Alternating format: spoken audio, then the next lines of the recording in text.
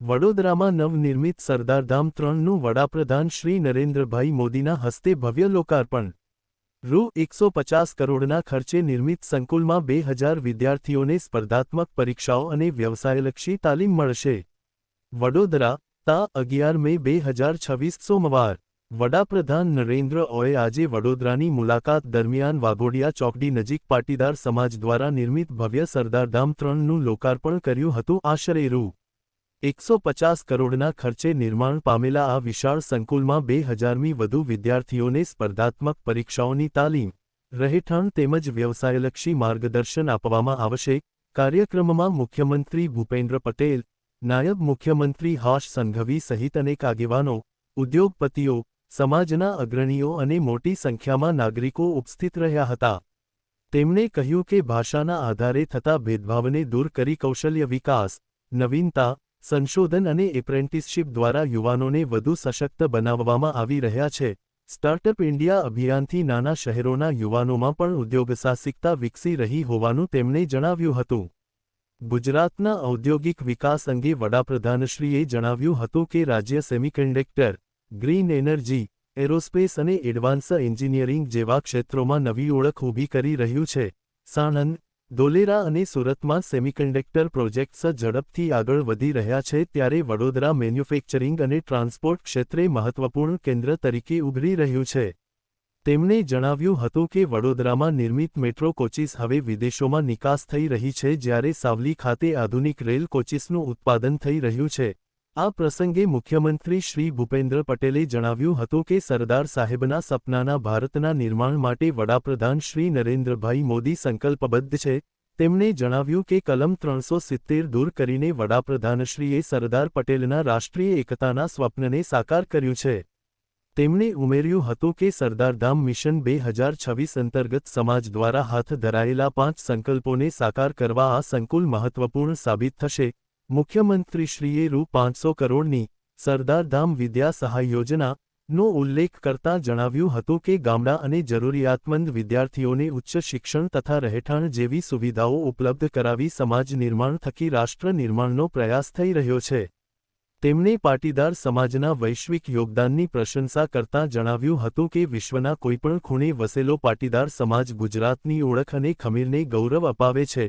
કાર્યક્રમ દરમિયાન વડાપ્રધાનશ્રીને સરદાર ગૌરવ રત્ન એવોર્ડથી પણ સન્માનિત કરવામાં આવ્યા હતા। એવોર્ડ સ્વીકારતા શ્રી મોદીએ જણાવ્યું હતું કે પરિવાર અને પોતાના લોકો દ્વારા મળતું સન્માન સૌથી વિશેષ હોય છે અને આ એવોર્ડ તેમની જવાબદારી વધુ વધારે છે। તેમણે વિશ્વાસ વ્યક્ત કર્યો હતો કે સરદાર સાહેબના અધૂરા સ્વપ્નોને સાકાર કરવા તેઓ સંપૂર્ણ સમર્પણ સાથે કાર્ય કરતા રહેશે। સરદારધામના ટ્રસ્ટી ગગજીભાઈએ સ્વાગત પ્રવચનમાં જણાવ્યું હતું કે સરકાર અને સામાજિક સંસ્થાઓ એક જ સિક્કાની બે બાજુ સમાન છે અને વિકસિત ભારતના સ્વપ્નને સાકાર કરવામાં સરદારધામ સતત યોગદાન આપતું રહેશે। જાણીતા ઉદ્યોગપતિ પંકજએ પણ પ્રસંગોચિત પ્રવચન કર્યું હતું। આ કાર્યક્રમમાં કેન્દ્રીય મંત્રી મનસુખ માંડવિયા, પ્રદેશ પ્રમુખ જગદીશ વિશ્વકર્મા, નાણાં મંત્રી કનુભાઈ દેસાઈ સહિત રાજ્ય સરકારના વિવિધ મંત્રીઓ, સાંસદો, ઉદ્યોગપતિઓ, પદ્મશ્રી અને પદ્મવિભૂષણ સન્માનિત મહાનુભાવો તથા હજારોની સંખ્યામાં નાગરિકો ઉપસ્થિત રહ્યા હતા। દેશ વડાપ્રધાન શ્રી નરેન્દ્રભાઈ મોદીનો વડોદરામાં ભવ્ય રોડ શો। 1.5 કિલોમીટર લાંબા રોડ શોમાં એક ભારત શ્રેષ્ઠ ભારતની સાંસ્કૃતિક ઝાંખી। સરદારધામના લોકાર્પણ બાદ વડાપ્રધાન શ્રી નરેન્દ્ર મોદીનું વડોદરામાં ભવ્ય રોડ શો યોજાયું હતું। ગદા સર્કલથી જૂના એરપોર્ટના ગેટ સુધી આશરે 1.5 કિલોમીટર લાંબા માર્ગ પર હજારો નાગરિકોએ પોતાના લોકપ્રિય નેતાના દર્શન કરવા ઉમટી પડ્યા હતા। સમગ્ર માર્ગ પર વડોદરા મહાનગરપાલિકા અને વહીવટી તંત્ર દ્વારા 16 જેટલા સુસજ્જ મંચોની રચના કરવામાં આવી હતી। આ મંચો પરથી એક ભારત શ્રેષ્ઠ ભારતની ભાવનાને પ્રતિબિંબિત કરતી વિવિધ સાંસ્કૃતિક કૃતિઓ રજૂ કરવામાં આવી હતી। ગરબા, ભાંગડા, બિહુ નૃત્ય, ભરતનાટ્યમ, કથકલી, મણિપુરી નૃત્ય તેમજ અયોધ્યા અને ઓપરેશન સિંદૂર જેવી થીમ આધારિત કૃતિઓએ સમગ્ર વાતાવરણને દેશભક્તિ અને સાંસ્કૃતિક ગૌરવથી ઓતપ્રોત બનાવી દીધું હતું।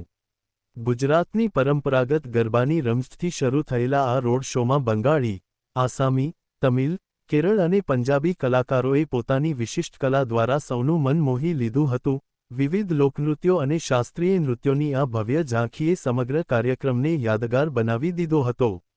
લોકાર્પણ બાદ વડાપ્રધાનશ્રીએ સરદાર સાહેબની પ્રતિમાને પુષ્પાંજલિ અર્પણ કરી સમગ્ર સંકુલનું નિરીક્ષણ કર્યું હતું. આ પ્રસંગે તેમણે વૈશ્વિક આર્થિક પરિસ્થિતિ, દેશની આત્મનિર્ભરતા અને સામાન્ય નાગરિકોની જવાબદારી અંગે મહત્વપૂર્ણ માર્ગદર્શન આપ્યું હતું.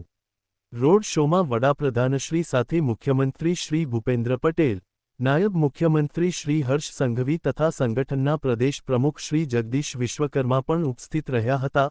સમગ્ર વડોદરા શહેર દેશભક્તિના રંગમાં રંગાઈ ગયું હતું અને લોકોમાં અપૂર્વ ઉત્સાહ અને ઉમંગ જોવા મળ્યો હતો.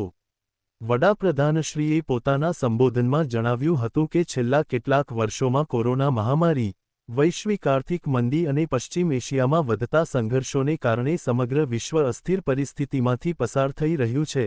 આવી સ્થિતિમાં દેશના સામાન્ય નાગરિકો પર ઓછામાં ઓછો બોજ પડે તે માટે કેન્દ્ર સરકાર સતત પ્રયાસ કરી રહી છે. તેમણે દેશવાસીઓને જવાબદાર નાગરિક તરીકે દેશના આર્થિક હિતને ધ્યાનમાં રાખીને જીવનશૈલીમાં જરૂરી પરિવર્તન લાવવાની અપીલ કરી હતી. શ્રી મોદીએ જણાવ્યું હતું કે દેશની વિદેશી મુદ્રાનો મોટો હિસ્સો ક્રૂડ ઓઇલ, ખાદ્યતેલ અને સોનાની આયાત પાછળ ખર્ચાય છે.